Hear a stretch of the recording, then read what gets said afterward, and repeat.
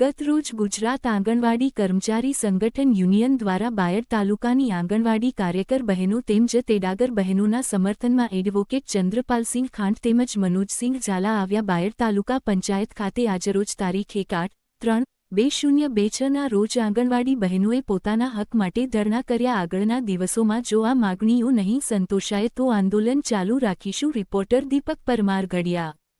કરીએ છીએ કે અમારી માગણીઓ સંતોષપૂર્વકનો અમને જવાબ આપો અને અમારી દરેક જે નવી એપ્લિકેશનો આવી છે કે એવીટી પછી પોષણ સંગમ SCM ગૃહ મુલાકાત THR આ બધું અમે પર્સનલ મોબાઈલમાં અત્યાર સુધી કર્યું છે અને કરીએ છીએ અને 100% પણ કરીએ છીએ। પણ હવે નવી એવીટી એપ્લિકેશન એક એવી નવી છે તો અમારા જે બાળકો હાજર હોય છતાં પણ ઓછા બતાવે છે, જ્યાં નેટવર્કનો પ્રોબ્લેમ હોય છે અમે જ્યારે કેન્દ્ર પર જઈએ તો અમે એવીટી એપ ખોલીને બેસી જઈએ છીએ તો રાઉન્ડ જ ફર કરો તો અમારા બાળકોને 3 થી 6 વર્ષના બાળકોને શિક્ષણ અપાતું જ નહીં।